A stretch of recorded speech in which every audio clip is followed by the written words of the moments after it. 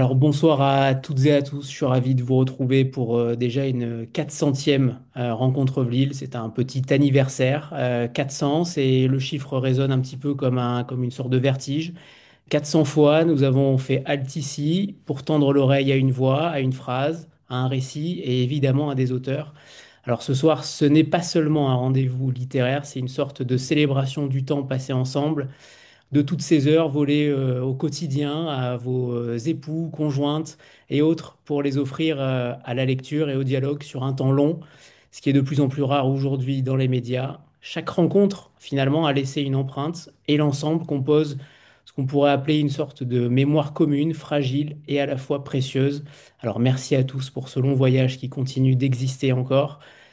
Et on va évidemment parler de Thibaut Dalman pour L'Entroubli aux éditions du Tripode qui fait sensation pour ce premier roman. Je vais évidemment le résumer rapidement puisqu'on va en parler longuement. On a la chance d'avoir trois individus, trois talents ce soir. Le premier, c'est Frédéric Martin, l'éditeur, qui est derrière, comme vous le voyez, qui sera là pour vous parler aussi de l'édition du livre. Évidemment, Thibaut Dalman, l'auteur qui est à votre gauche ou à votre droite selon l'écran où vous êtes, et Aglaé également qui travaille au Tripode, qui prend la suite, notamment avec ce triumvirat tripodien. Bonsoir à tous les trois déjà. Bonsoir. Bonsoir Anthony, merci beaucoup. Alors ce soir, nous allons parler d'un livre qui nous conduit au cœur d'une maison traversée par les voix, par les éclats, par les silences aussi, une maison où l'on grandit dans le tumulte avec une honte, avec la honte comme compagne, mais aussi des instants de tendresse volée, inattendus. L'entroubli, c'est un petit peu l'histoire d'une fratrie, d'une mère qui parle sans relâche, qui se bat, d'un père que l'on rejette et que on ne cesse pourtant de chercher, d'un aîné qui fascine autant qu'il effraie, mais c'est aussi l'histoire d'une langue, et on va en parler longuement ce soir, une langue qui trébuche, qui répète, qui reprend souffle, comme pour retenir un petit peu ce qui s'efface. Alors ce n'est pas seulement un roman sur la mémoire, c'est une expérience de lecture que vous allez forcément vivre, où chaque détail, un claquement de porte, une vitre brisée, un repas à l'écart, va devenir lieu d'une sorte de résonance. Alors lire ce texte, c'est clairement entrer dans une mémoire fragmentaire, trouée, vibrante, et découvrir comment l'écriture elle-même peut tenir lieu de refuge. Merci Thibaut Dalman pour ce texte, et on va donc parler, rentrer dans le vif du sujet. J'aimerais savoir finalement comment vous êtes entré en littérature, comment vous avez réussi à mettre en mots ce que vous aviez en tête et ce que vous aviez vécu. Merci, bonsoir à tous. Merci pour ça. C'est une affaire de mémoire en effet fragmentée et il a fallu pour moi écrire cette vie et convertir les moments euh, enfin, convertir les moments de vie en littérature, mais ça commence très tôt. Et d'ailleurs, le roman qui peut être pris comme un roman social ou comme une prose poétique selon les points de vue, est avant tout l'histoire d'un garçon qui s'en sort, qui se sort d'une certaine torpeur et d'une certaine soumission aux événements plus ou moins violents par les mots. Euh, c'est vraiment le cœur du livre, c'est vraiment ce rapport au langage qui est un rapport de survie. Et donc je rentre en littérature à 26 ans, je commence à écrire cette vie que je me suis beaucoup remémorée pour un peu mettre quelque part ailleurs que dans ma tête, tous ces souvenirs qui sont parfois parfois lourds à porter. Et c'est certainement pas m'en dessaisir, c'est au contraire m'en saisir et puis, euh, et puis les partager, c'est-à-dire donc ne, ne pas, euh, ne pas rester dans un ressassement. Et c'est ça en fait, c'est la littérature, c'est presque un besoin physiologique chez moi. Dans le texte, il est aussi écrit qu'à 14 ans, vous découvrez. Alors, on peut parler de Thibaut Dalman en tant que narrateur du livre, hein, on est d'accord, hein, Ah oui, oui, bien sûr, oui, on est oui. bien d'accord. Euh, Vous dites que vous découvrez l'ordinateur pour vous délaisser finalement des mots à 14 ans. Que sont devenus tous ces textes que vous dites maladroits? Alors, certains de ces textes maladroits, à commencer par celui que vous évoquez, donc ce tout petit texte où mon oncle et ma tante à 14 ans m'offrent un ordinateur portable, c'est un texte qui date à peu près de cette époque-là. Donc il y a certains de ces textes maladroits qui ont intégré le livre presque sans modification. Et c'est des textes que j'ai appris par cœur sur le moment et que j'ai pendant des années entretenu mentalement. Il y a aussi un épisode où mon père se retrouve dans un véritable mouroir. Ça, c'est quelque chose que j'ai dû écrire à 16, 17 ou 18 ans. J'ai pas exactement la mémoire des dates, mais c'était au moment précis où il était hospitalisé. Et donc, c'est un texte qui date vraiment de l'action. Il y a plusieurs textes comme ça qui ont pris place des années plus tard dans le livre tel qu'il est aujourd'hui. Alors justement, par rapport à cette écriture fragmentaire, je vais peut-être m'adresser d'abord à Aglaé et Frédéric. Frédéric m'avait parlé de ce texte il y a à peu près un an et demi, au détour d'un cocktail. Il m'avait dit en effet que ce texte était totalement hors norme. Et que évidemment il ne pouvait pas m'en dire davantage pour l'instant, mais que voilà, ça y est, on voit enfin l'aboutissement de ce texte-là en papier. Mais j'aimerais savoir comment vous avez travaillé au tripode par rapport à cette écriture fragmentaire. Évidemment, c'est très difficile d'y toucher, de la retoucher. Comment vous avez travaillé le texte en la matière quand Thibaut vous a envoyé tout cela? Est-ce qu'il vous a envoyé ça de manière extrêmement morcelée? Est-ce que le texte était déjà totalement construit de la même manière? Comment vous avez travaillé la matière éditoriale? Je vais te laisser répondre, c'est pas ma partie. Non, mais j'avais pas prévu de passer ici, en fait, dans les bureaux du tripode, tellement je pense qu'il faut laisser toute la place à Thibaut et ne pas trop rentrer dans le paratexte ou la généalogie du livre. Euh, et ça vient d'une chose toute bête, c'est que tout le texte que vous lisez était déjà là. Le- L'accompagnement éditorial n'a pas été dans un travail de décantation. Tout au plus, il y a une réflexion sur le titre, voilà, qui n'était pas l'entroubli au départ. Tu as mis combien de temps pour trouver l'entroubli? Ça a été assez rapide finalement. Mais sur l'apport purement textuel, il n'y a eu qu'une réflexion sur le titre. Sinon, tout le texte avait cette valeur de vérité que vous trouvez aujourd'hui dans le livre.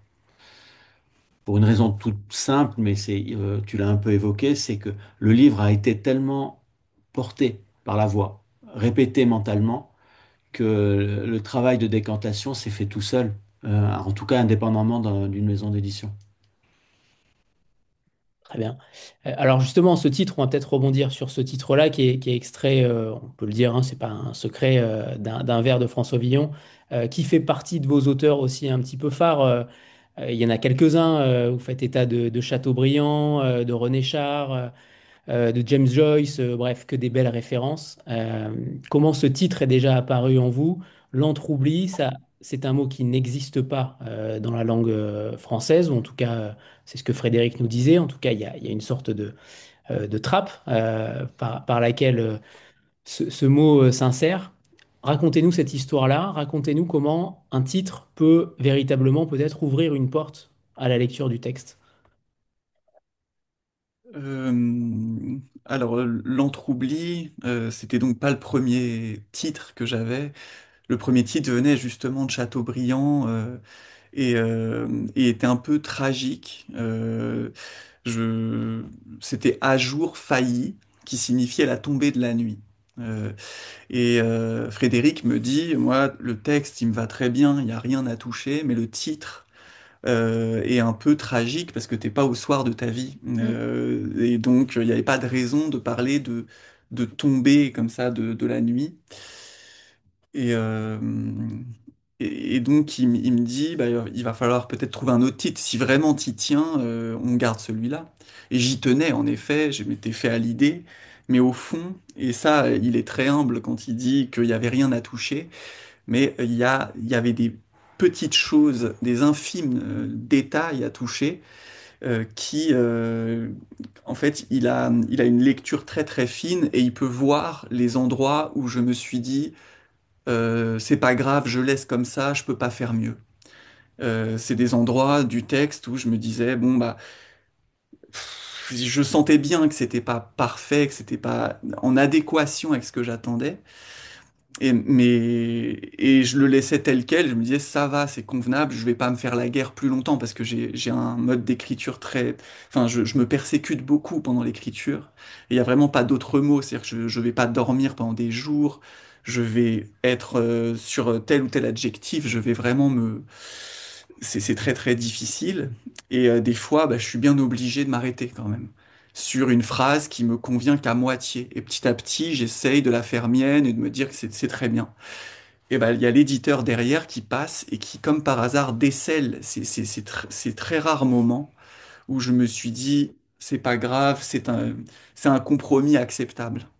Et il en était de même pour le titre. Le titre d'abord, À jour failli, j'adorais l'expression, mais j'en étais pas complètement convaincu. Et c'est la première chose qui pointe, et il me dit, non, non, mais il y a quelque chose d'autre à trouver. Donc moi, je rentre dans une sorte d'obsession, essayer de trouver des titres, et je me plonge dans François Villon. En fait, je me plonge soit dans Mallarmé, soit dans Villon, quand je dois me plonger dans une matière de langage. Et c'est vraiment presque comme aller... Jacques Brel disait que pour lui, lire, c'était comme boire de l'eau. Et donc je vais me désaltérer très naturellement et ça m'hydrate. Et là, je tombe sur ce poème de François Villon qui décrit une nuit entière d'écriture avec de l'alcool, des délires, des chimères. Et au bout d'un moment, de ce monde fantasmagorique typique du Moyen Âge, François Villon revient parce que 9 coups de cloche sonnent, et c'est les cloches de la Sorbonne, et il dit, ce faisant, je m'entr'oubliais. Et c'est un moment, moi je comprends tout de suite le mot sans l'avoir jamais lu. Je comprends ce qu'il veut dire parce que j'ai le même rapport à l'écriture, qui est un rapport de complet engagement. Et donc on se retrouve dans un état de présence et d'absence très aigu. Et les deux s'annulent et on n'est plus personne. On n'est plus qu'avec le langage, quoi. Et, euh, et je me suis dit, bah, c'est une évidence, c'est ça mon titre. Parce que ça décrit aussi bien mon état pendant l'écriture. Il y a beaucoup de parts du texte qui font état de cet état, justement. Mes premiers moments d'écriture sont de véritables moments de transe, dont je sors cœur battant, farouche à tout ce qui se passe de sensible. Et on est entre un monde littéraire, un monde poétique et un monde sensible. Donc l'entroubli est contenu dans l'histoire et en plus ma manière d'écrire. Donc ça s'emboîtait parfaitement et je l'envoie à 2 heures ou 2 heures et demie du matin à Frédéric Martin qui vient et cet envoi-là, enfin il me répond oui c'est une évidence. L'entroubli sortira au tripode.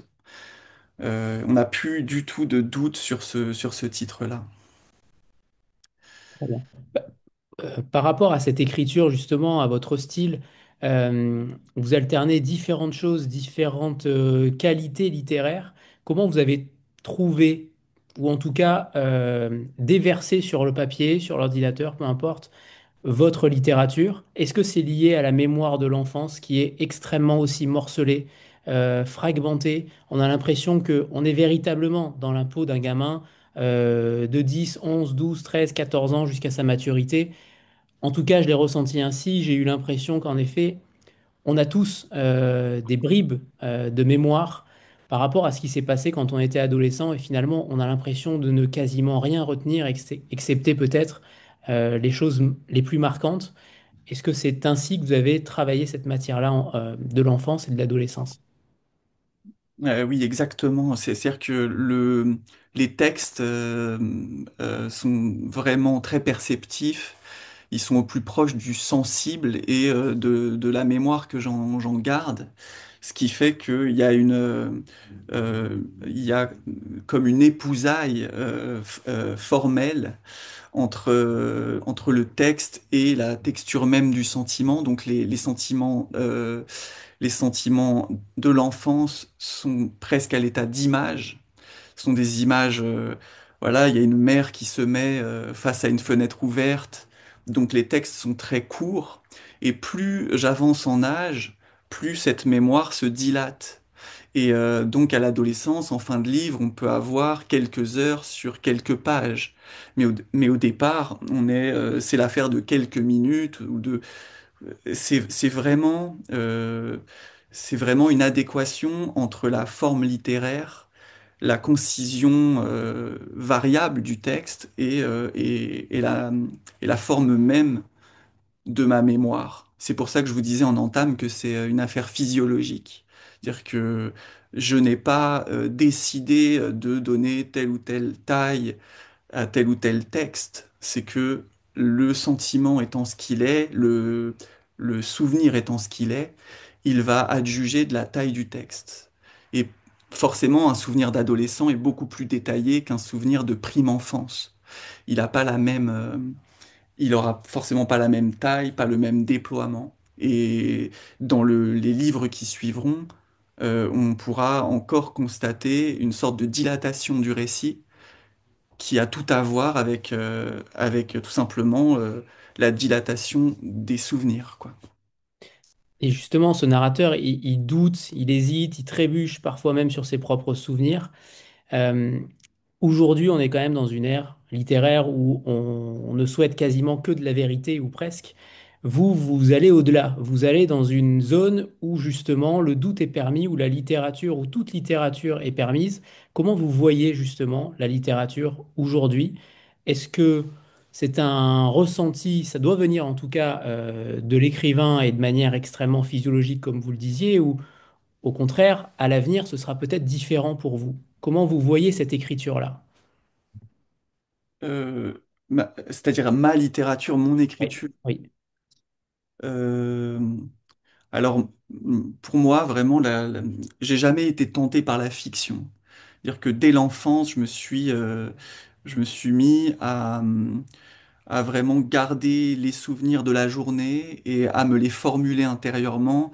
Et c'était comme un jeu, mais c'était un jeu qui est devenu très vite très important. Et c'est ça aussi le jeu pour les enfants, c'est de toute importance. Du point de vue de l'adulte, c'est quelque chose de négligeable, sauf que du point de vue de l'enfant, quand il est dans le jeu, il est impliqué corps et âme là-dedans. Et moi, mon jeu, d'essayer de me rappeler le plus possible du vécu, qu'il soit violent ou joyeux. Et c'était pas conscient du tout, c'était pas dans le but de devenir écrivain un jour, mais je savais que les mots, qui étaient une sorte de miracle, ça aussi mon rapport aux mots est très vite traité dans le livre, les mots me permettaient de, de conserver le vécu et surtout d'en faire déjà un peu autre chose. C'est-à-dire de la musique, quelque chose de sensible qui a sa vie, enfin ça a sa vie en soi, la littérature, et donc en dehors de moi. Et donc moi, pour l'avenir, bien sûr, je pense assez peu à l'avenir. J'ai toujours dit que j'étais un handicapé de l'avenir. C'est-à-dire que je me vois mal dans une semaine. Je prends les rendez-vous, j'y vais, mais je les prends au jour le jour, quoi. Alors que le passé m'a toujours beaucoup occupé. C'est la matière même de mon écriture. Et le présent m'occupe beaucoup. J'y suis très vigilant. Mais ça va pas bien au-delà dans le temps. Je me projette assez mal. Et donc l'écriture, je pense, me suivra. Je ne me vois pas. Enfin, c'est un fil que je déroule en parallèle de ma vie. Et j'en suis déjà à écrire là.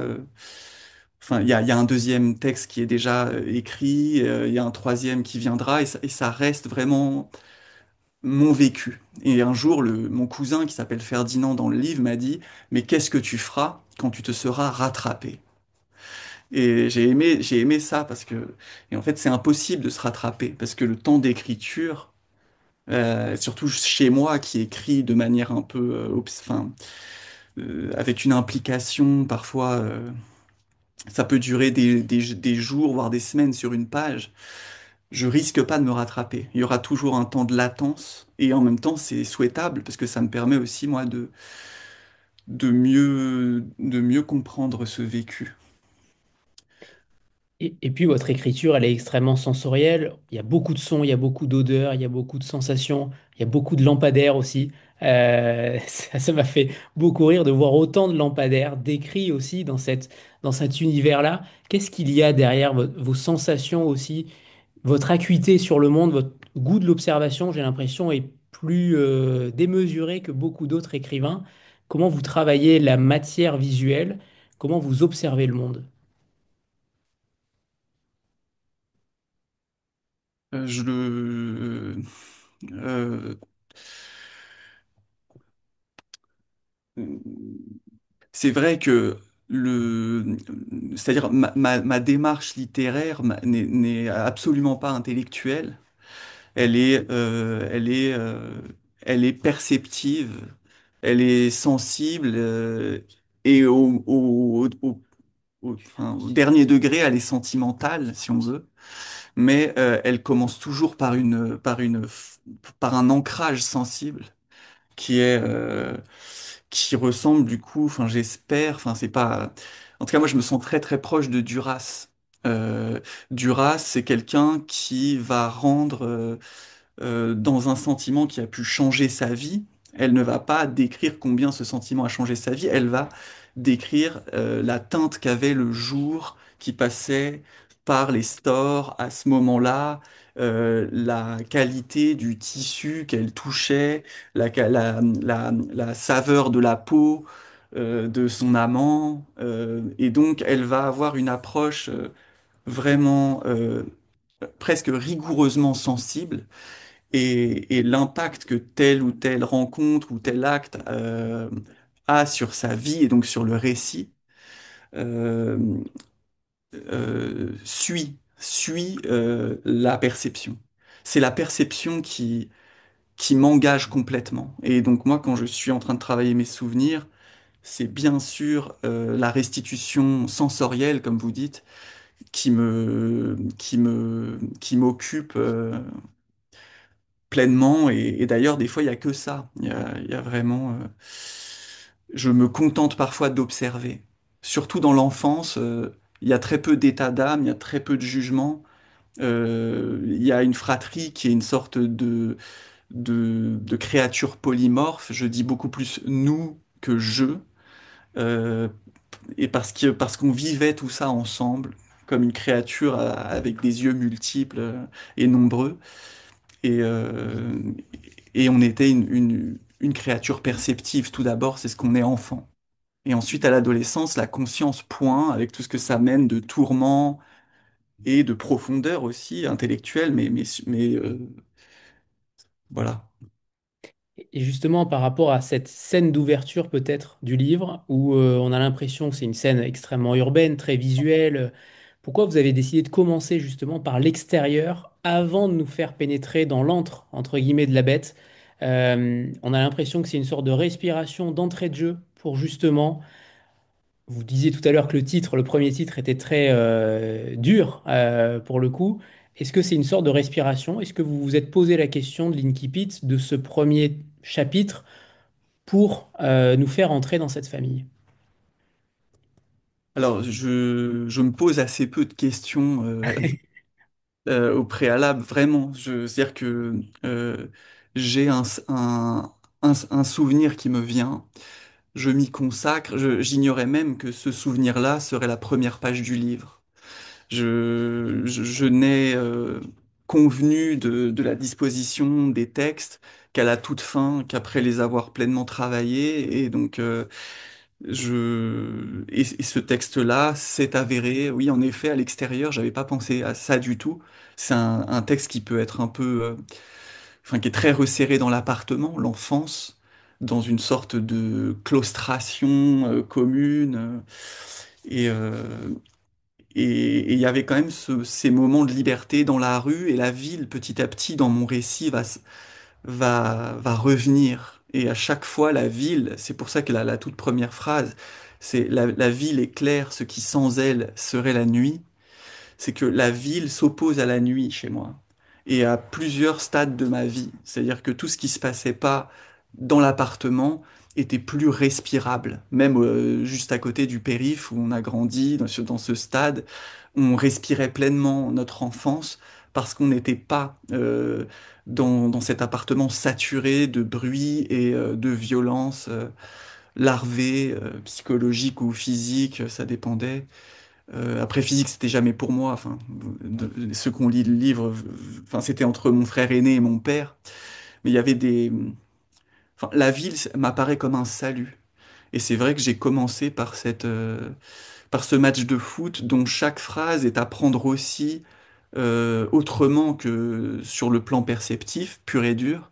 C'est-à-dire que chaque phrase, pour moi, revêt, bien au-delà du match de foot entre enfants, ça revêt une sorte de propos presque existentiels. Quand je dis, par exemple, euh, que les mouches passent pour des lucioles, c'est toute une philosophie en soi. C'est-à-dire que, selon le point de vue, quand on est enfant, on peut s'émerveiller même de mouches. Il y a ce côté,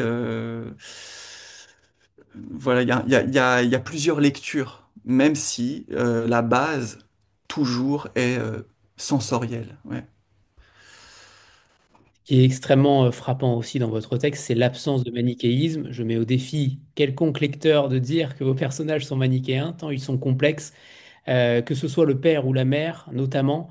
Il y a cette figure maternelle d'un côté qui navigue entre soin et destruction, qui est presque d'une pudeur assez folle. Je ne sais pas comment on pourrait l'expliquer, tant elle a de carapace finalement. Et de l'autre côté, on a ce père qui, alors lui, j'ai rarement vu un père aussi fantomatique dans la littérature. C'est assez impressionnant de voir à quel point c'est une sorte de calque, de filtre, que ce soit envers ses enfants, que ce soit envers sa femme. Alors avec sa femme, il est un petit peu plus véhément, mais vous êtes arrivé à créer un père fantomatique tout en étant totalement vivant et vivant dans cette maison-là, même si on a l'impression qu'il n'y vivait pas pendant longtemps. Comment vous avez travaillé ces deux personnages qui sont évidemment empreints de réalité, mais pour lesquels vous avez dû, j'imagine, faire un travail immense, peut-être, je ne sais pas, mais de réécriture ou en tout cas de, de mesure. Bah, là encore, c'est au plus proche du vécu, c'est-à-dire que mon père était vraiment absent jusqu'au point, enfin au point d'être presque fantomatique. À un moment, je dis que quand il nous revient, il est une énigme sous forme d'homme. Et c'est ça, c'est-à-dire que ma mère nous a coupé de tout lien avec lui. Lui, il a eu quelques tentatives de rapprochement, mais il était tellement dans l'alcool qu'il était absent à lui-même, tout d'abord. Donc, il était un fantôme à ses propres yeux. Il était un corps naufragé. Donc là, j'ai vraiment restitué mon père tel que je l'ai vécu jusqu'à ce moment en fin de livre où il m'appelle pour jouer avec lui et c'est ce que ma traductrice allemande, parce que le livre c'est une chance, c'est traduit en allemand là aujourd'hui, elle m'a dit mais en fait avec ton père c'est une sorte de long rendez-vous manqué. Et ce rendez-vous manqué, bah, je l'ai écrit tel que je l'ai vécu, donc j'ai pas eu trop à travailler ça. C'est pas vraiment une histoire de sculpture. La sculpture, c'est plutôt moi sur la langue, sur les mots que je m'y adonne, mais sur la forme des personnages, je les restitue au plus près de ce que j'en ai ressenti, enfin, quant à ma mère, elle est vraiment l'ambivalence même. C'est ma mère, le soin et la destruction. Elle vous défend et elle vous descend. Et c'est intéressant là de voir les journalistes qui voient ce qu'ils veulent. C'est-à-dire qu'il y a des journalistes qui écrivent des papiers où ils disent une mère courage, une mère dévouée, et puis il y a une très grande écrivaine qui écrit une mère roublarde et terrible. Et c'est le même livre. Et en fait, ce qui vaut tous les compliments pour moi, c'est c'est qu'on puisse avoir des jugements inconciliables sur mes personnages. Ça signifie qu'ils sont suffisamment humains pour ne pas être complètement saisissables. Et justement, ça signifie qu'il s'agit de personnes et non de personnages. Très bien, très bien. Sandra, c'est à toi. Bonsoir tout le monde, bonsoir Wow. Thibaut. Voilà, je voulais vous dire toute mon émotion à la fois parce que c'est la 400e d'abord et surtout aussi parce que c'est une rencontre avec vous et que vous parliez tout à l'heure d'une écriture physiologique et je crois que vous atteignez parfois certains de vos lecteurs physiologiquement aussi et ça a été mon cas quand je vous ai lu. Donc pour moi ce sera une lecture inoubliable, c'est certain. Cependant, j'avais quand même une question au-delà de ça. Tout à l'heure, vous parliez du fait d'écrire, de ne pas forcément aimer la fiction. Je me demandais dans quelle mesure, quand même, vos souvenirs d'enfance et vos souvenirs tout court allaient pouvoir être suffisamment illimités, infinis, pour pouvoir produire la suite de votre bibliographie. Merci beaucoup. Euh, donc l'enfance, normalement, j'en ai terminé un petit peu avec. L'adolescence, c'est chronologique. J'ai déjà écrit le deuxième volet de ce livre-là, qui va de mes 18 ans à mes 26 ans. J'en ai aujourd'hui 35, et donc j'écris de mes 26 à mes 35. C'est ce qui me reste à faire. Et donc ces souvenirs-là ne sont pas écrits et c'est un chantier immense parce que j'ai vécu des choses extrêmement complexes comme tout un chacun. Et donc pour le moment, je ne me vois pas à sec, quoi. J'ai une matière et d'ailleurs, plus j'avance en âge, euh, plus le défi est grand. J'ai rencontré des gens qui sont au moins aussi ambivalents que ma mère, et j'ai vécu des relations amoureuses qui sont au moins aussi complexes. Et comme elles sont plus fraîches, c'est plus difficile de discerner les choses, et il n'y a que l'écriture qui me permettra ça. Et ce sera exactement le même processus qu'avec les souvenirs d'enfance, ou d'adolescence, ou de jeune adulte. Eh bien, on va peut-être lire un premier extrait, Thibaut, alors, si vous le voulez bien. Alors je vais vous le dire. En fait, j'ai appris beaucoup de mes textes par cœur. Et à Besançon, au Festival du Livre de Besançon, je vais dire 1 heure de mon texte en public au théâtre. Et donc, je vais vous dire la première page, si ça vous va, parce qu'on en a parlé, donc c'est... C'est parfait. Merci beaucoup.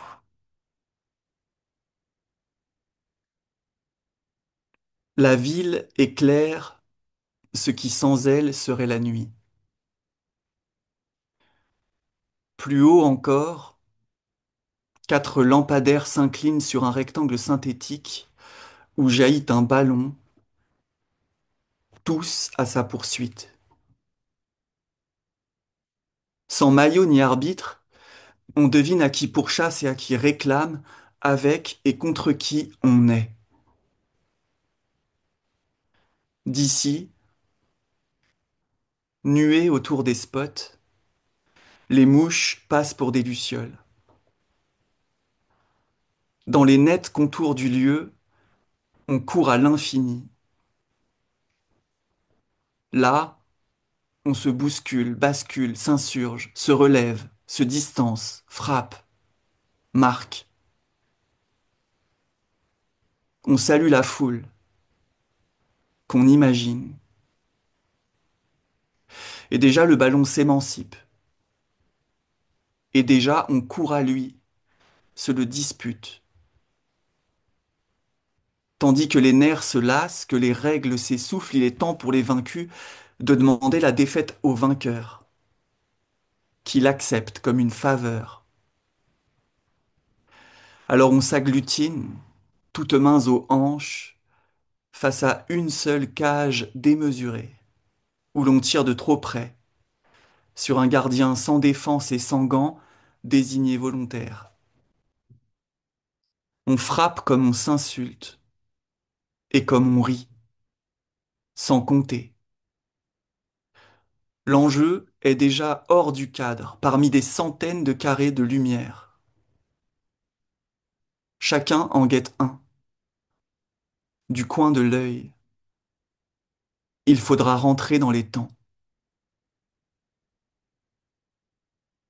On se propulse en coup de vent dans les rues, où le ballon tombe des mains jusque sur la route. On rattrape le retard qu'on s'est créé, et puis on arrive, sans plus de souffle, pour boire et manger, ce qu'il y a à boire et à manger.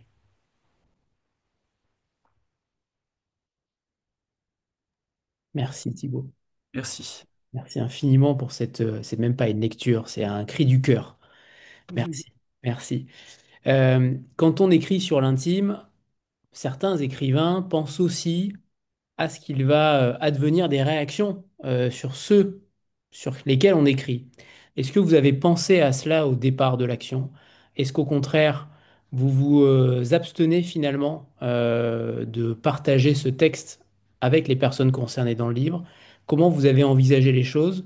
Quelles ont été les réactions s'il y en a eu? Comment ça s'est passé en la matière? Alors ça m'a forcément beaucoup préoccupé. Il s'agit d'une intimité familiale. Donc je crois que c'est Philippe Roth qui disait quand un écrivain naît dans une famille, alors cette famille est foutue. Et ça, c'est quelque chose que je craignais beaucoup parce que j'ai exposé, et vous l'avez dit d'ailleurs, vous êtes le premier, j'entends, à, à dire ça de ma mère, vous avez dit qu'elle est pudique. Et alors qu'elle est en même temps la logorée, elle parle beaucoup, c'est presque un personnage exubérant à sa manière. Et en même temps, c'est vrai qu'elle a une très très grande pudeur. Et elle a une grande honte. C'est la honte qui régit notre foyer et notre enfance, quoi. Et c'est une honte sociale, c'est une honte à beaucoup de niveaux. Et, euh, et donc, je craignais beaucoup, beaucoup ma mère. Là, je viens pour... Mais pendant l'écriture, j'ai mis les questions éthiques de côté. C'est-à-dire, je me suis dit, je n'écrirai jamais si je me soucie de ce qu'un tel ou un tel pense de ce que je vais faire. Je vais essayer d'être le plus impartial possible, parce que pour moi, l'impartialité, c'est la littérature même. C'est dès qu'on commence à juger un de ces personnages, moi, ça me gêne comme lecteur de lire un écrivain qui, du haut de sa plume, peut se permettre de juger en bien ou en mal. Ça me gêne dans les deux cas. L'éloge ou la satire me gêne beaucoup. Je veux être au plus près de la complexité humaine et donc là de ma mère. Et je vous avoue que c'est pas tant la rentrée littéraire qui m'a fait peur, alors que j'en ai jamais vécu, et que c'est vrai que c'est une tempête, hein, mais ce qui m'a fait enfin, ce que je craignais le plus, c'était la réaction de ma mère face enfin, au dévoilement de ces agissements qui, pour certains, sont vraiment très difficiles à assumer publiquement. Et je l'avais prévenue, je lui avais dit qu'il y avait beaucoup de pages qu'elle n'allait pas aimer dans mon livre. Et je lui ai pas lu. Et je lui ai donné mon livre en main propre le jour même de la publication. Donc il y a 15 jours, à peu près, 20 jours, je sais plus où on en est. Le 21 août, Le ouais. 21 août dernier, je lui ai remis ce livre et j'ai pleuré toute la nuit, mais c'était même pas des pleurs de tristesse, c'était une sorte de mue. J'avais l'impression, parce que toute mon enfance, j'ai voulu plaire à ma mère. J'ai voulu qu'elle soit fière de moi, ce qui est assez commun. Et là, je me disais, bah, je vais la tuer. Je vais l'humilier. Je m'apprête à faire un geste extrêmement fort probablement l'un des gestes les plus forts de ma vie, c'est de donner ce livre à ma mère. Et quand je lui donne, après l'avoir bien prévenue, et moi je m'attends à ce qu'elle coupe les ponts, bon là c'est des révélations, hein, ce sera écrit dans les autres livres. Et d'ailleurs, ma mère est littérature. J'ai pas besoin de fiction parce que ce qu'elle va me dire, c'est incroyable. Je lui remets le livre, elle pleure, elle me pose une main sur l'épaule et elle me dit merci de m'avoir tué. Et elle part. Et donc moi, je passe une semaine dans un silence très inquiet en me disant, bon, bien sûr, j'ai l'habitude, vu qu'elle nous a élevés à la menace de mort, en disant, vous me tuez à petit feu, je vais me sauter par la fenêtre.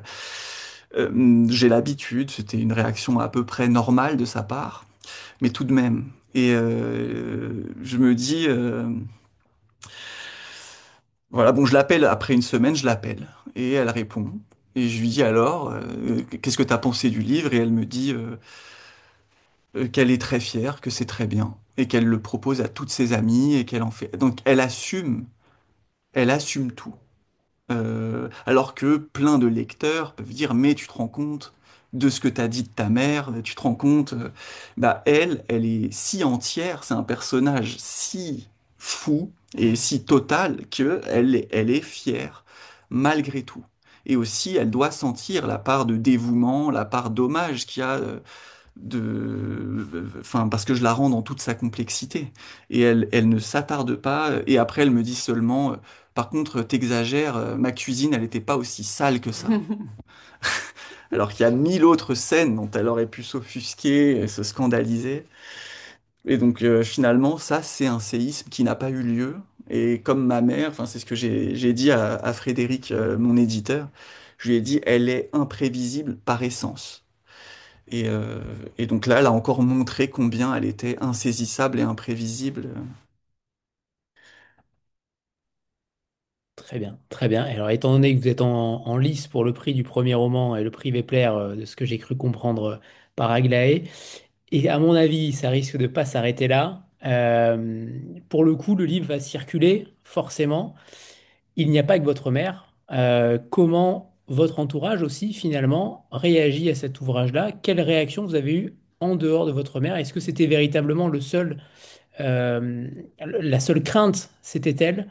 Parce que pour le coup, elle a une réaction au-delà d'humaine. Elle est extrêmement digne, une dignité absolument folle, parce qu'elle est peut-être consciente aussi de sa vie, de son éducation, et qu'elle a fait aussi peut-être ce qu'elle pouvait avec les moyens qu'elle avait.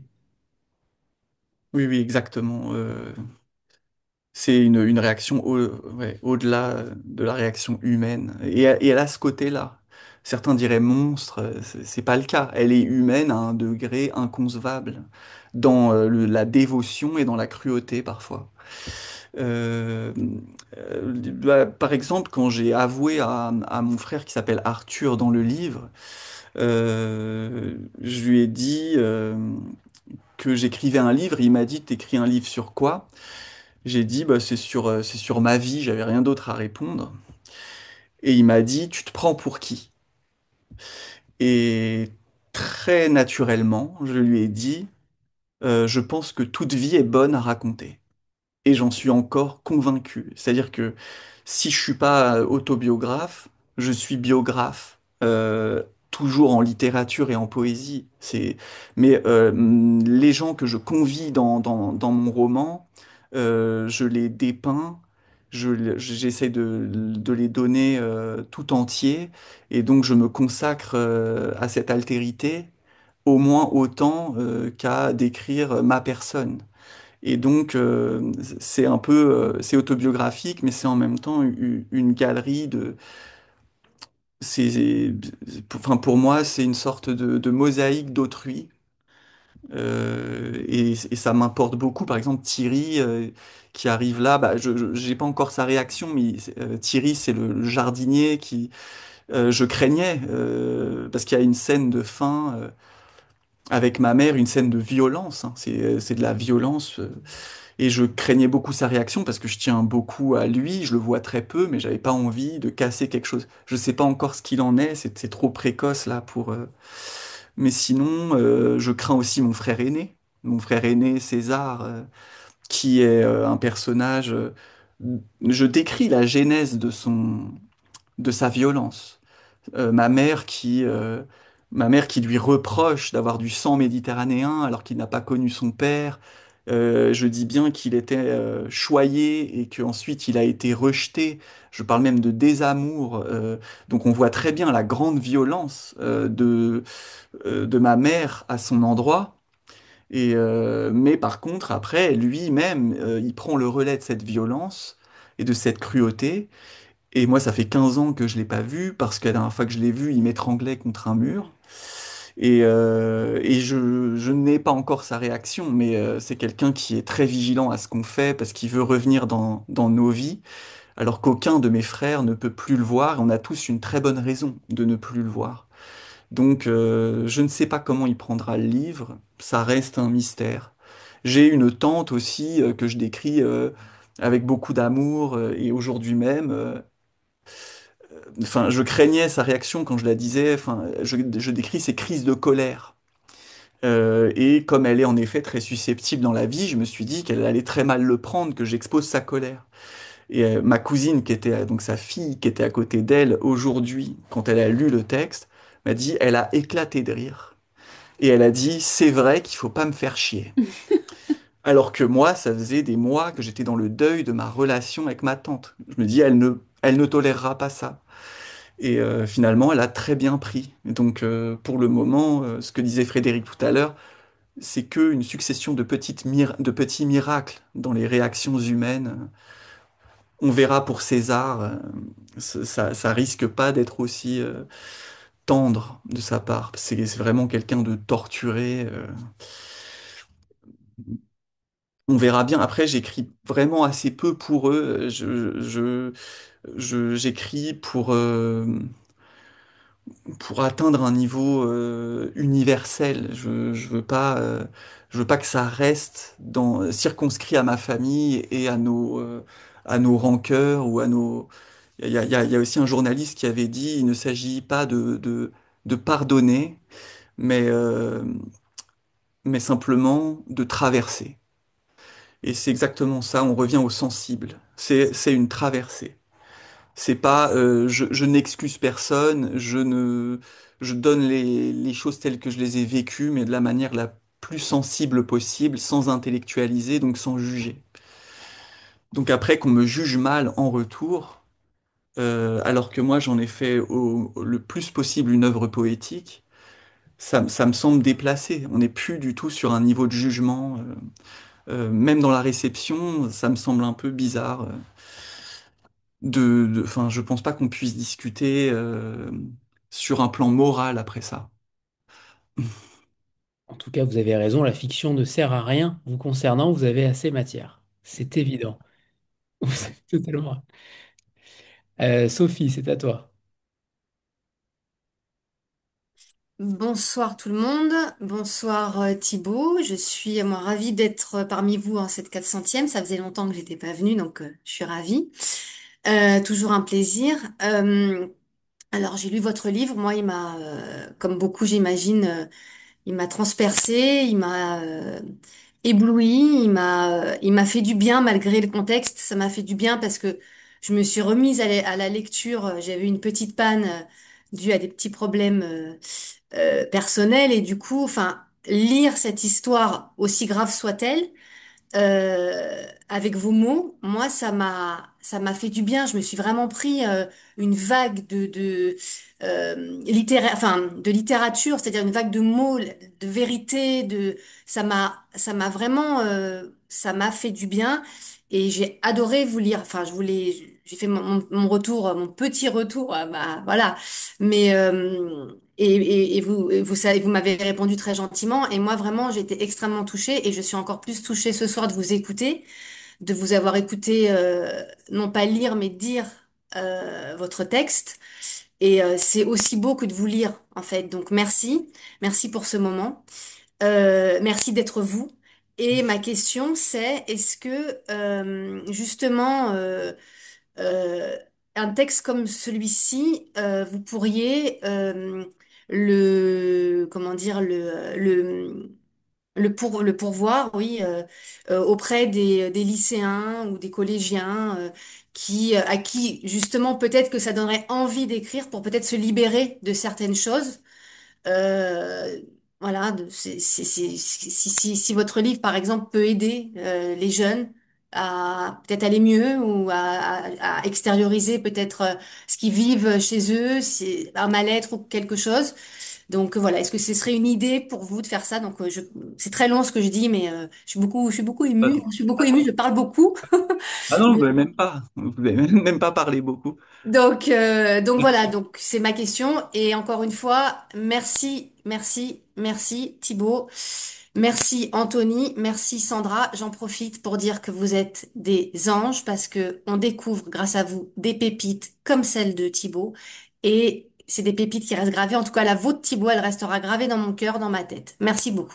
Je précise Merci. que je n'ai envoyé aucun chèque à Sophie pour dire tout cela. Moi, si. On parlera de Merci. l'école juste après parce qu'il y a des passages hallucinants et magnifiques sur l'école et extrêmement justes. Mais je vous laisse répondre avant Thibaut à Sophie. Ah bah, c'est vrai que c'est une bonne, un bon lien à faire parce que, en effet, il y a toute cette période de l'adolescence et il y a ces profs qui sont primordiaux, qui sont vraiment au fondement d'une mentalité, d'une manière d'être au monde. Chacun a sa manière et chaque prof est d'abord décrit comme être. C'est-à-dire que je décris pas un axe pédagogique. Je décris vraiment une dame alcoolique qui titube et qui va m'ouvrir à Mallarmé et à la poésie. Et puis après, une figure que je dis antagonique, qui est cette prof d'histoire austère, très laïque, très probe. Et en fait, chacun de ces profs me donne enfin, c'est une sorte de palette intellectuelle, une palette sensible et intellectuelle. Donc, je dois beaucoup aux profs finalement, je me rends compte de ça, malgré le chaos de la ZEP, quoi. Le chaos, le lycée François Villon, aujourd'hui encore, est un des plus dangereux de France. Ça reste, là où j'ai grandi, il y a encore des coups de couteau, il y a des gens qui... Voilà, il y a un gamin qui est mort il y a pas longtemps, c'est toujours d'actualité. Donc, moi, quand vous me parlez de collégiens, j'adorerais aller au lycée François Villon. Mais après, pour avoir vécu ça comme collégien, je me rappelle qu'il y avait un très grand acteur, un très grand comédien qui était venu. Et euh, c'est très très difficile d'établir un lien avec ces collégiens, mais ça doit être très intéressant. Enfin, et pour d'autres raisons, je vais être amené à rencontrer des étudiants bientôt. Vous saurez pourquoi. Mais pour le moment, c'est confidentiel, mais je vais pouvoir rencontrer des étudiants. Puis j'en ai moi-même en atelier d'écriture à la Sorbonne, en Zoom aussi. Et, euh, et c'est très intéressant de travailler avec eux. La littérature, alors on ne parle pas de mon texte avec eux, mais pour moi, c'est la même chose. On parle de littérature et de toute l'ambivalence humaine que cette époque veut souvent proscrire. C'est une époque qui est très binaire. Il y a des gentils, il y a des méchants, il y a des j'aime pas. On balaye. Et je pense que la littérature, elle est là pour répondre aux questions. Un jour, on m'avait dit ça quand je parlais d'une de mes ex-compagnes. On m'a dit, mais est-ce que tu l'aimais? Et, et j'ai dit, si je réponds oui, c'est faux. Si je réponds non, c'est faux. Et il faudra que j'écrive dessus. Et après, je me suis dit, mais en fait, c'est ça, la littérature, elle est là pour répondre aux questions auxquelles on ne peut répondre ni par oui ni par non. Et c'est exactement ça. Est-ce que ta mère est cruelle? Oui et non. Mm. Et la littérature, c'est tout ça, c'est toute cette gamme infinie de sentiments, de comportements. Et en effet, je pense que ça... moi, je suis pas du tout politisé dans mon approche de la littérature, mais je pense que bien avant la politique, que les jeunes puissent avoir accès enfin, puissent assumer des contradictions, puissent embrasser les contradictions de leur propre vie, de leur propre... la littérature, elle est vraiment là pour ça. Euh, voilà, pour pas qu'on rejette la confusion, mais pour qu'on l'embrasse. Mm. Et simplement pour préciser un tout petit peu ce que disait Thibaut, on ne peut pas en dire beaucoup pour l'instant parce qu'il y a un embargo. Bref, on doit, voilà, on doit attendre un petit peu. Mais le roman de Thibaut est sélectionné pour un très beau prix où les auteurs en sélection, il n'y en a que 5, sont amenés à rencontrer des étudiants dans les universités. Donc Thibaut va être amené à faire de nombreuses rencontres un peu partout en France dans les universités. Et à la fin, ce sont ces étudiants-là qui vont choisir le lauréat. Voilà. Donc, vous le saurez bientôt si vous nous suivez sur les réseaux. Très bien. Alors je reviens sur l'école parce que clairement, ça faisait longtemps que j'avais pas lu quelque chose d'aussi pertinent, juste, intelligent sur cette jungle qu'est l'école et notamment le collège. Que ce soit à travers la cantine où on voit ces enfants totalement exclus, il y a des scènes terribles sur cette exclusion qui peut paraître anodine, alors qu'en réalité ça dit beaucoup de choses de notre société, beaucoup de choses de l'exclusion et de ces enfants qu'on a envie. En fait, on a envie d'aller manger avec eux tous les midis, avec ces gosses. Et c'est vrai que il y a de très belles scènes où cette mère va tout simplement aussi les faire sortir de ce moment-là. Elle fait ce qu'elle peut, elle aussi, je le disais tout à l'heure, mais comment vous êtes arrivé à- à écrire cette honte sociale, cette exclusion de manière si évidente, si lucide? Comment vous expliquez qu'encore des jeunes sont peut-être dans la même situation que ces 5 frères? On a envie de pousser en réalité socialement aussi pour faire évoluer les choses. Et tout à l'heure, vous disiez que vous n'étiez pas politisé, mais il y a quand même une envie qui est peut-être inhérente à votre écriture, peu importe, mais en tout cas, moi derrière, j'ai vu un message politique ou un message politique au sens noble du terme, sans étiquette politique, mais avec une envie aussi de mettre des mots sur l'immonde, sur l'indicible et sur des choses qui paraissent évidentes et qu'on n'arrive pas à corriger aujourd'hui. Euh, Là encore, je suis au plus proche de ce que j'ai vécu, et c'est assez fou d'être exclu de la masse sans raison. C'est-à-dire qu'on était des élèves très sages, on était très discrets, euh, et on se retrouve écarté comme à être puni. Et en fait, quand on est enfant, on comprend pas bien pourquoi on a un traitement spécial alors qu'on n'a rien fait de mal. Donc, je disais, il n'est besoin de rien pour se muer en désagrément. On est là et on devient gênant.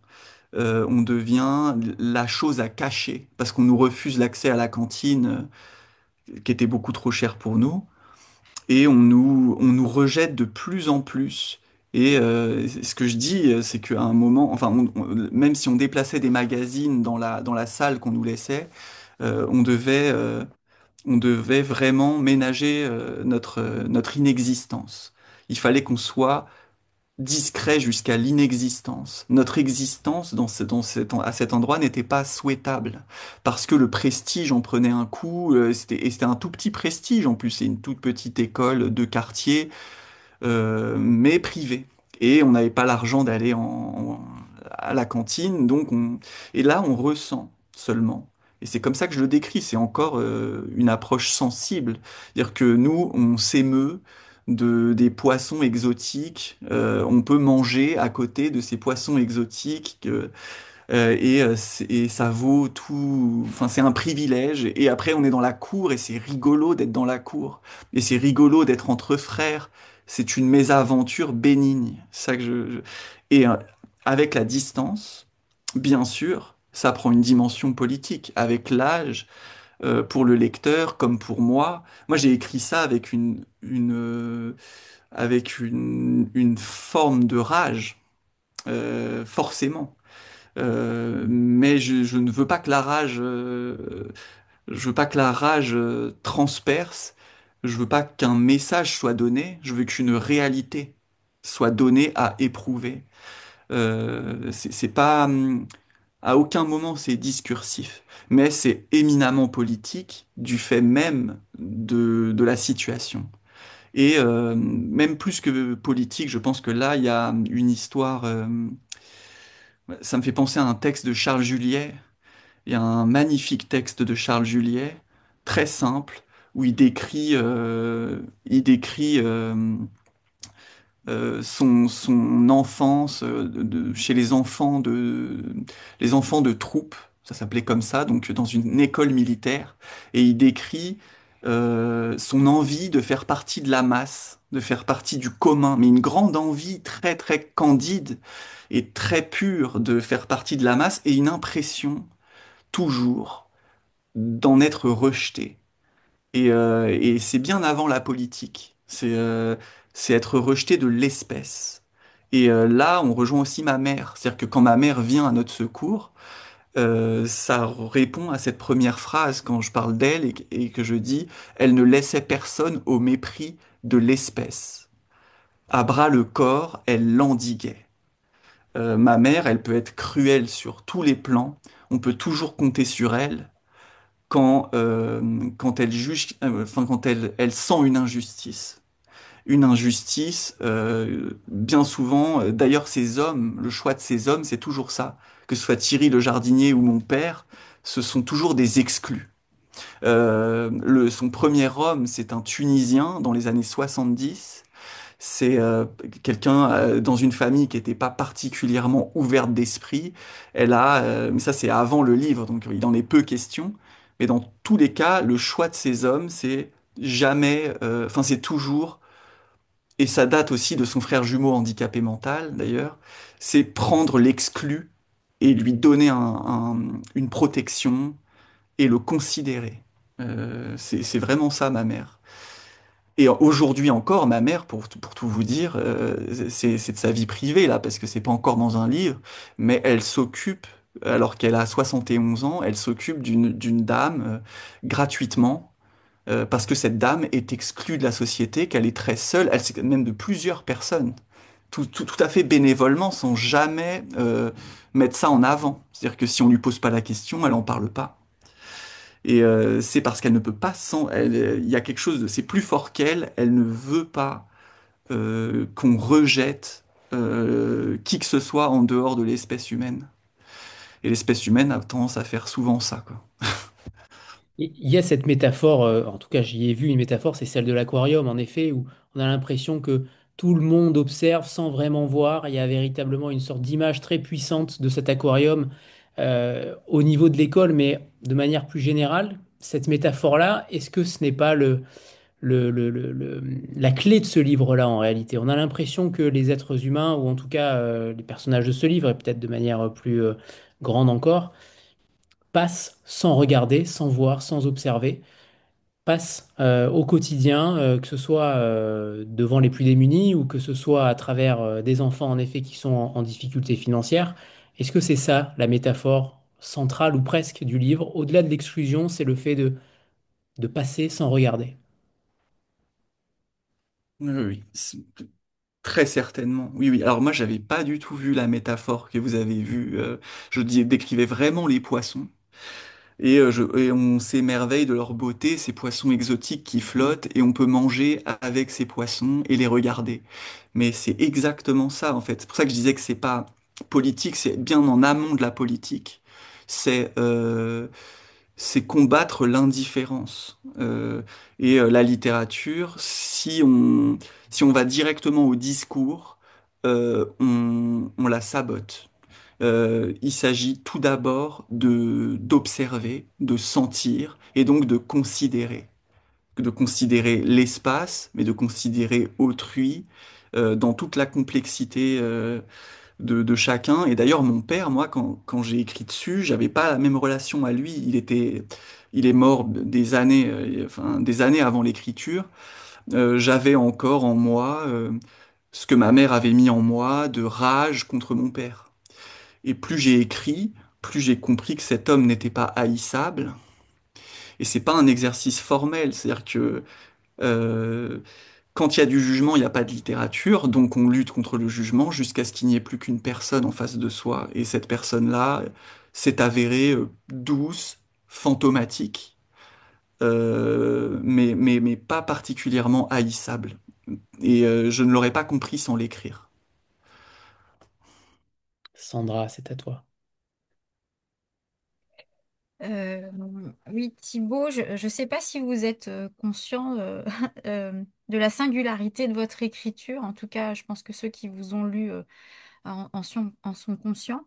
On a eu une lecture commune avec quelques-uns voilà, de la Team Vlil. Et certains, et on voit aussi des retours, certains sont parfois heurtés ou perturbés par votre écriture, que moi j'ai adorée et qui m'a traversée complètement. Mais euh, je voudrais savoir ce que vous pouvez, enfin, ce que vous avez envie de dire à ceux qui sont justement heurtés par votre style, par vos mots, et qui ne s'y retrouvent pas, voilà, du fait de ces particularités et de cette poésie qui est la vôtre finalement. Alors, je dirais pas forcément heurté, je dirais déstabilisé peut-être. Parce que c'est pas heurté par la violence, hein, clairement des mots, hein, on n'est pas sur ce domaine-là, mais plus déstabilisé parce que c'est vrai qu'on a rarement lu ce genre de récit fragmentaire peut-être. Ouais, c'est pour ça que j'ai dit aussi perturbé, hein, C'est ça. parfois, et effectivement sur le style, oui. Oui. Oui, alors c'est une très bonne question. Il y a beaucoup il y a, il- En fait, quand on est dans un exercice, en fait, pour mieux répondre à cette question, le livre qu'on voit là, avec sa couverture, cette œuvre-là, c'est une gravure. La gravure, c'est une gravure sur cuivre qui a été imprimée, donc pas sur chaque livre, hein, mais ça se retrouve là sur les livres. La gravure, c'est un exercice technique extrêmement exigeant. On peut pas faire n'importe quoi. C'est presque une science. Il s'agit de tracer les sillons, ensuite il s'agit d'ancrer, et si on fait mal un geste, donc il y a tout un tas il y a une technicité obligatoire dans l'écriture. Je suis exactement au même endroit, c'est-à-dire que moi je me nourris essentiellement de classiques et de Mallarmé qui a éclaté le classicisme, qui est le moderne par excellence. Mais Mallarmé lui-même, qui est au cœur du livre avec la fleur qui se lève au cœur du livre, elle est de Mallarmé, elle est au cœur de ma vie, cette fleur. Il dit, Mallarmé, que être moderne, ce n'est certainement pas mépriser la technique, c'est certainement pas envoyer, il dit ça comme ça, enfin mépriser les vieilles lyres, c'est les convier et jouer avec d'une manière nouvelle.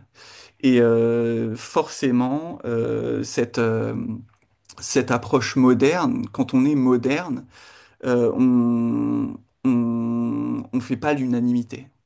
C'est impossible de faire l'unanimité avec une langue qui se réfléchit elle-même. Et d'ailleurs, Mallarmé dit que la mission première du poète est n'est pas de parler de tous ces mots galvaudés de poésie, c'est pas d'emprunter un champ lexical dit poétique, c'est au contraire de prendre dans la langue parfois la langue d'usage, de prendre des mots, de prendre des adverbes et de les faire entendre comme pour la première fois. Pour cela, il faut que la phrase soit inédite dans sa construction, et donc je me permets ces audaces-là qui laissent beaucoup de gens de côté, parce qu'il y a des gens qui lisent un roman pour l'histoire. Il y a des gens qui lisent un roman pour le récit, et c'est très bien comme ça. Alors moi, il y a une histoire, il y a un récit, mais il y a un travail de langue qui est au moins aussi prégnant. Et je pense que j'aurais pas pu dire la singularité dont vous parlez, la singularité de mon parcours sans trouver euh, une langue singulière qui me soit propre. Et c'est ce qui rend aussi mon travail très difficile. Et je vous parle pas de la traductrice allemande qui, sur certaines pirouettes grammaticales, des choses très tendues, sur des inventions, a beaucoup de mal, hein, mais je m'en excuse à chaque fois auprès d'elle et elle adore ça. C'est un défi de traduction. Mais, euh, mais oui, oui, Après, c'est un texte qui peut toucher des gens seulement pour l'histoire. Il y a des gens qui voient un roman social. Et il y a des gens qui, comme le libraire de Münster, chez qui je suis allé hier ou avant-hier, m'a dit, mais moi, au début, je n'ai eu l'impression que d'écouter de la musique, que ce soit de la joie ou de la violence. euh, Ça ne m'est pas parvenu. J'avais une langue qui avait sa vie à elle. Et donc j'ai écouté de la musique et c'est seulement à la deuxième lecture que l'histoire m'est apparue. Et donc forcément, c'est une littérature qui pour certains peut être exigeante et je comprends très bien, de même que moi, je pourrais pas du tout être un lecteur. Je suis un lecteur très difficile. Je peux pas être un lecteur de textes strictement narratifs. Ce qui me ramène une fois de plus à Duras, enfin, qui disait que tout bon roman est un poème. Et donc, plutôt que de faire ces scissions entre littérature et poésie, moi, je suis vraiment dans cette exploration formelle et musicale, autant que dans le récit de ma vie ou de la vie. Très bien, on a rarement entendu un tel discours après ce genre de questions. J'aime beaucoup. Merci Thibaut. On va prendre une petite photo de groupe avant de vous poser une d'énième question. Voilà, préparez-vous. 3, 2, 1. Et c'est bon, parfait. Merci. Thibaut, vous animez tout à l'heure, on en a un petit peu parlé, vous en avez d'ailleurs parlé vous-même, vous animez des ateliers d'écriture, vous avez fait des études également artistiques. Comment s'articule justement tout cela dans votre écriture? Quand on anime des ateliers d'écriture, on oriente, on essaye forcément de placer une voix, ou en tout cas, on n'a pas forcément un ton professoral, j'imagine. Comment vous agissez sur les futurs écrivains qui sont à vos côtés? Est-ce qu'ils connaissent votre écriture aussi? Le roman vient de sortir, donc peut-être pas encore, mais comment vous jugulez finalement ces trois casquettes? Je... Est-ce Alors qu'il pour y a moi, des liens? Peut-être qu'il n'y a aucun lien, mais est-ce qu'il y a des si, liens? bah, en fait, pour moi, il y a une seule casquette. C'est-à-dire que je ne fais aucune différence non seulement entre l'art, les arts plastiques. Là, quand je vous parlais de la gravure, ce que je voulais dire sur cette gravure, c'est que elle est faite dans la technique de Rembrandt et en même temps, elle est complètement abstraite, comme seulement l'abstraction arrive bien après Rembrandt. Donc, elle est éminemment contemporaine, cette gravure. Donc, la technicité est traditionnelle, mais le résultat est inédit. Donc là, pour moi, on fait la même chose. C'est-à-dire avec Giulia Leonelli, qui est l'artiste de cette couverture, on fait exactement le même travail. C'est-à-dire que on n'a pas les mêmes outils. Elle fait des arts plastiques, je fais de la littérature, mais pour moi, il n'y a pas la moindre, il y a pas de catégorie. On fait tous de l'art et donc et donc moi je m'adresse à des étudiants en art justement dans mes ateliers d'écriture à la Sorbonne. Et après je donne des ateliers particuliers à qui veut, à distance ou en présence. Je n'essaye surtout pas d'orienter comme vous disiez. Oui, c'est-à-dire que moi je donne mes inspirations le plus possible. C'est une sorte de pédagogie indirecte. À aucun moment je donne de la méthodologie. À aucun moment je vous dis un texte, ça se structure comme ci ou comme ça, ou c'est ça. Je peux poser des questions en disant est-ce que là, cet adjectif-là vous semble nécessaire? Et si on me répond oui, jamais je vais insister. Et, euh, et c'est un peu un travail aussi que mon éditeur a fait avec moi à un moment. Il est très peu interventionniste. Il est là pour qu'on comprenne. Il nous tend un miroir, en fait. Et c'est ce que je fais à chacun de mes étudiants, à chacune de mes étudiantes. J'essaye de les mettre face au miroir le plus possible, parce qu'il est très difficile dans un travail aussi solitaire que l'écriture, parfois d'avoir la distance, et, euh, et c'est passionnant. Et pour moi, c'est vraiment la même casquette, c'est-à-dire que écrire et transmettre ce goût pour l'écriture et accompagner les gens là-dedans, c'est c'est magnifique, c'est ma place et j'ai pas du tout l'impression d'être à un moment artiste, enseignant ou écrivain, c'est une seule et même chose. De même que je suis le narrateur et l'écrivain du livre. C'est très total, hein, cette expérience. Très, très total. Par exemple, j'aurais dit à un étudiant de ne pas dire très devant total. On a senti venir la correction. On l'a senti venir. Et je pose régulièrement deux questions qui reviennent constamment à chaque auteur pour avoir une trace aussi sur le long terme. La première, c'est celle de l'écrivain méconnu ou du texte méconnu que vous aimeriez remettre au goût du jour. Quelque chose qui est peu utilisé ou en tout cas peu lu aujourd'hui. Qui avez-vous choisi, Thibaut? Alors, c'est un poète. C'est vraiment. Après, ouais, je suis très facilement superlatif, hein, mais c'est pas grave. C'est un poète magnifique qui s'appelle Thierry Metz, Metz. Il est mort en 96. Alors, il y a plusieurs points communs avec moi, mais le point commun, moi, c'est très rare que je me trouve une filiation, même si, bien sûr, ma source, c'est Mallarmé. D'où le côté bizarre de la prose par moment et ses inventions. C'est Mallarmé qui m'a insufflé en tout cas ce goût de la liberté formelle, une liberté totale. Et Thierry Metz, lui, c'est une écriture qui est beaucoup plus sèche que la mienne. La mienne peut s'autoriser des lyrismes, elle peut s'enflammer, elle peut être parfois ronde. Et voilà, lui, est magnifique. Et en fait, Thierry Metz, c'était un manœuvre, c'est-à-dire le plus bas de l'échelle des ouvriers du bâtiment. Et il a écrit seulement deux ou trois, ou peut-être quatre recueils qui, euh, qui ont eu un petit écho au moment où c'est sorti, mais qui a été très vite oublié, alors que pour moi, c'est un des plus grands poètes. C'est un poète qui est dans une veine de René Char, mais sans du tout la complexité de René Char. C'est une écriture très brute, et il a écrit notamment Journal d'un manœuvre.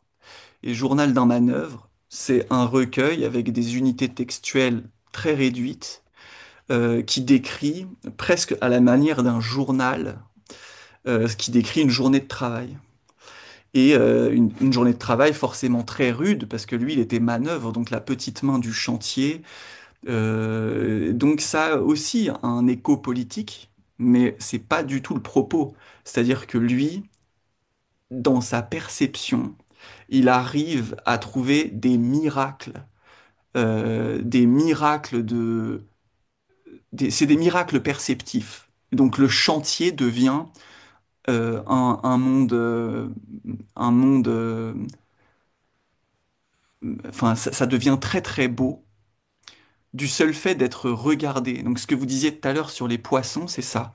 C'est-à-dire que du moment où on pose un œil attentif sur les choses, même quand les choses sont rudes, voire cruelles, voire là c'est harassant, ça peut être routinier même, la routine aussi.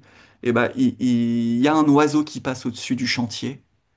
Il y a un oiseau qui passe mentalement dans sa tête. Enfin, mentalement dans sa tête, un problème, là, je commence à fatiguer, mais mentalement, du coup. Et, euh, et c'est très très beau parce que c'est quelqu'un qui simplement extrait d'une expérience sensible sans du tout de métaphore simplement à regarder, à sentir les choses, il nous donne la réalité brute de ce que c'est que d'être sur un chantier. Et c'était vraiment un manœuvre, et il a fini en hôpital psychiatrique après la mort de son fils. Et il s'est suicidé, il est mort assez jeune, et il a écrit aussi un magnifique livre à l'hôpital psychiatrique. Et ça, je me rappelle plus du titre, mais de toute façon, il y a très très peu d'ouvrages de Thierry Metz. Chaque ligne est magnifique, d'une concision et d'une profondeur, c'est magnifique. J'en ai trouvé 18. 18 titres, mais Ah, peut-être quand qu'il y même. a des recueils qui regroupent peut-être différents textes. En effet, je ne connaissais pas. Je pense que personne ne connaissait, en tout cas personne s'est manifesté, mais je trouve que c'est une très belle découverte, Thibaut, à votre image, forcément. Euh, je reviens juste sur l'école avant de vous poser une deuxième question, mais à un moment donné, vous dites que l'école est pleine d'enseignements qu'elle ne dispense pas. Je trouve que cette phrase, elle est extrêmement puissante et là aussi empreinte de réalité. Euh, Est-ce que justement vous vous opposez à ce système méritocratique qu'on peut entendre ici ou là depuis déjà quelques années, mais comment vous pouvez penser la possibilité d'ascension par l'école dans ce roman? Est-ce qu'il y a un modèle, entre guillemets? Alors, comment dire? Euh, Qu'est-ce que vous vouliez dire par cette phrase d'enseignement qu'elle ne dispense pas? Est-ce que C'est-à-dire finalement que on s'est trompé? Est-ce qu'en fait on s'est trompé au niveau de l'éducation?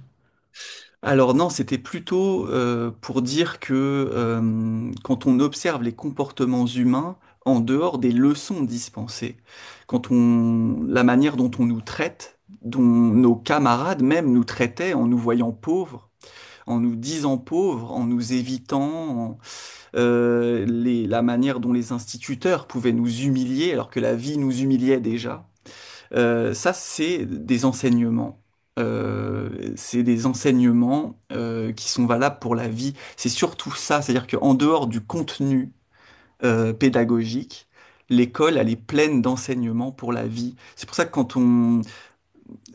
je me questionne beaucoup sur le fait d'élever d'éduquer ses enfants chez soi. Parce que l'école, c'est pas bien, je ferai mieux les leçons. Oui, mais vous ferez mieux les leçons, mais l'école publique en particulier, c'est l'occasion d'être au contact d'autrui dans toute sa réalité. Donc le autrui, ça contient autant les pédagogues, les CPE, les et faire l'expérience de la cruauté humaine, mais aussi de l'amitié. C'est une sorte de petite vie concentrée. Et c'est ça, et donc en ça, c'est assez fort, quoi. C'est comme une petite vie avant la vie ou au début de la vie. C'est plein d'enseignements. J'ai pas du tout d'idées sur l'éducation à part ça.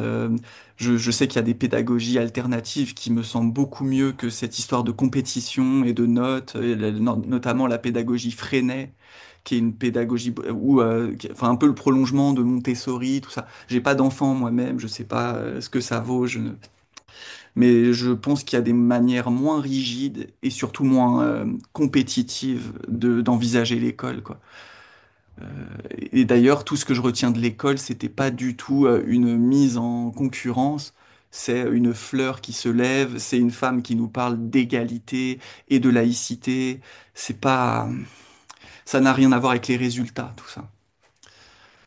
Très bien. La deuxième question que je pose à chaque auteur, c'est celle de se transformer dans un personnage de fiction, de s'incarner dans un personnage de fiction pendant 24 heures ou plus.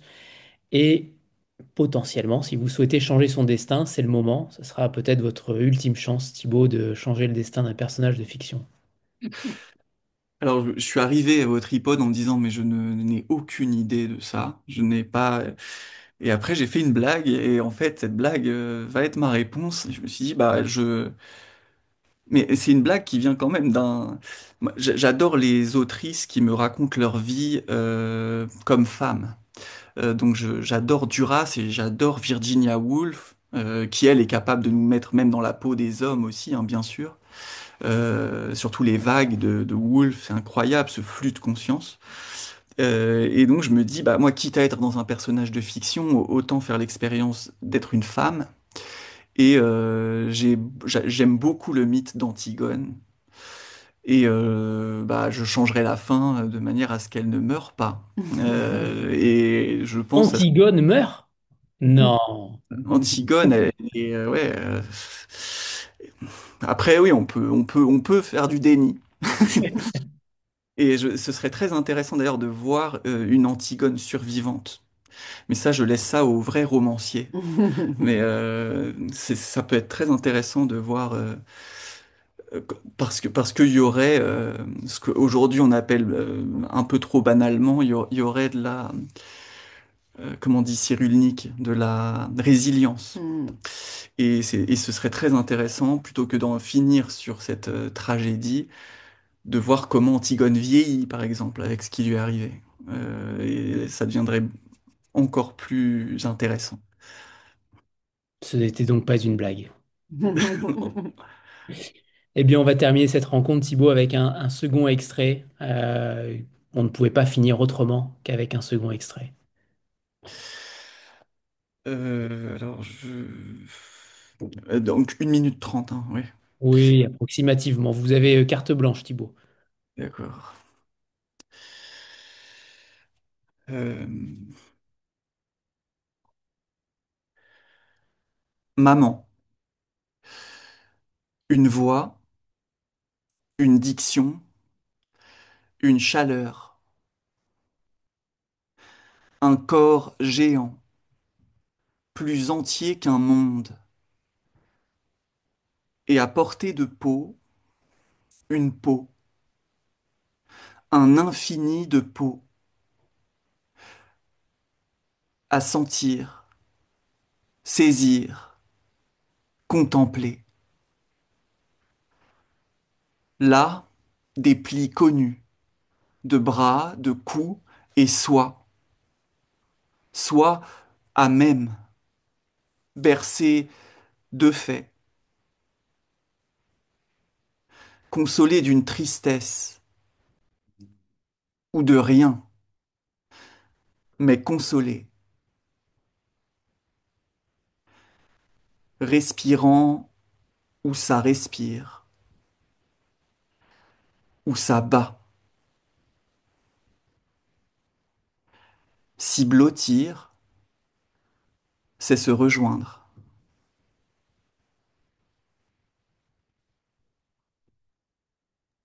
Merci, Thibaut. Merci infiniment. Merci pour cette rencontre qui restera dans les annales, tant vous avez mis des mots subtils, mesurés, intelligents sur ce que vous avez écrit, sur ce que vous avez pensé, et ce que vous avez, j'imagine, mâché longtemps dans votre esprit. Merci au Tripode d'éditer ce genre de texte qu'on trouve pas régulièrement, qu'on trouve voire quasiment jamais dans la littérature française. Et le Tripode endosse ce costume à merveille, comme avec chaque texte, on repense forcément au démon de la colline aux loups de Dimitri Rouchambori. Forcément, on n'en a pas parlé ce soir parce que je voulais vraiment laisser la place totale à Thibaut Dalman, mais forcément, on y pense avec ce Parlement. Clairement, il y a une résonance que ce soit sur la sphère familiale, mais également sur le Parlement. Mais ce sont bien deux textes différents, deux textes où la noirceur est présente et en même temps avec des petits éclats de lumière. Alors juste merci à tous les deux, merci au Tripode et merci à Thibaut Dalman pour ce moment. Merci Anthony et merci à tout le monde ici. Merci beaucoup. Ouais, merci beaucoup. Nous, merci pour tes mots sur le tripode et nous, on est vraiment très très fiers de parler de ce texte et voilà, de le défendre. Moi, mon travail, c'est surtout d'en parler aux journalistes et que eux-mêmes en parlent. Et je suis contente de voir qu'il y a une vraie résonance et que le texte est aussi bien accueilli.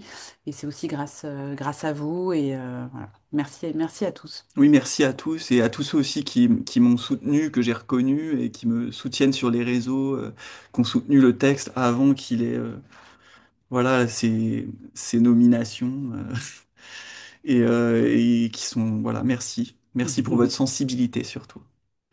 Et vous n'en êtes qu'au début, j'en suis persuadé, Thibaut. Merci. Merci à tous. Très belle soirée à tout le monde. Bonne Merci. soirée, au Au revoir. revoir. Longue vie à l'entre-oubli. Au revoir Merci. à tous. Au revoir.